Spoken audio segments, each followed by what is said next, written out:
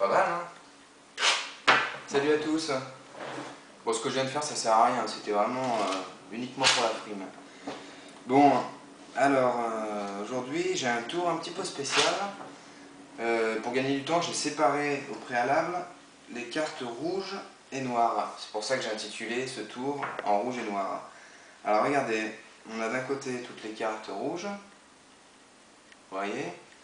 Et donc de l'autre, toutes les cartes noires. Et ce qu'on va faire dans un premier temps, eh bien, on va choisir une carte chez les rouges et une carte chez les noirs. D'ailleurs, à ce propos, je m'adresse à David. Si jamais les cartes qu'on va choisir ne te plaisent pas, eh ben, écoute, tu as mon numéro, tu m'appelles et je t'en ferai le tour. Hein. Juste pour toi. Non, je déconne.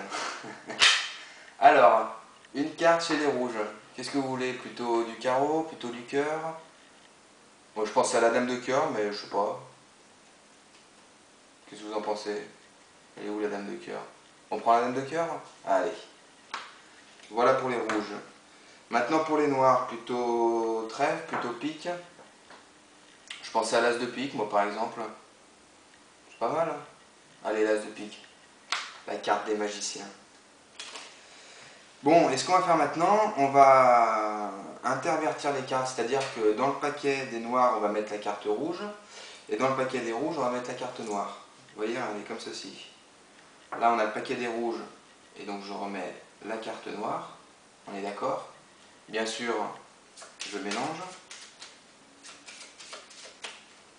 Voilà, je mélange bien, hein, c'est important que tout soit bien mélangé. Voilà. Et donc, dans le paquet des noirs, on remet la carte rouge. Et bien sûr, on mélange. Voilà. Je mélange encore un petit peu, allez.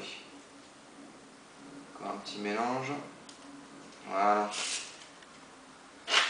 Donc on est bien d'accord qu'on a d'un côté toutes les cartes rouges et une carte noire, l'as de pique, qui doit être quelque part, je sais pas, dans le milieu du jeu.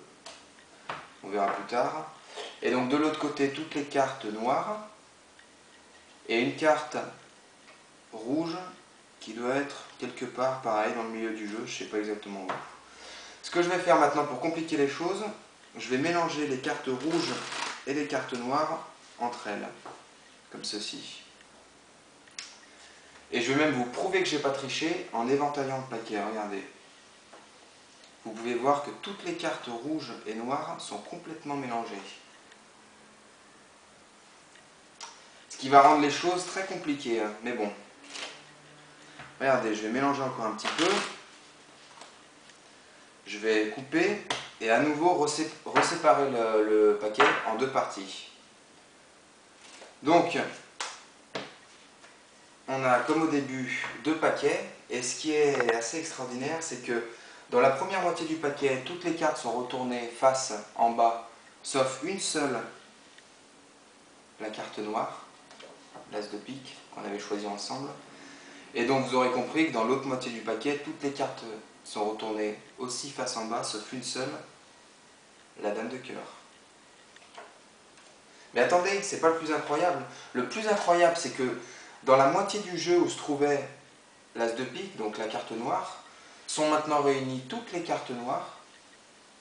Et dans l'autre moitié du jeu où se trouvait la carte rouge, donc la dame de cœur, sont réunies maintenant toutes les cartes rouges.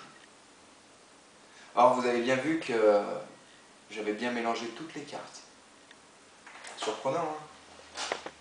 Allez, à bientôt. Salut les amis.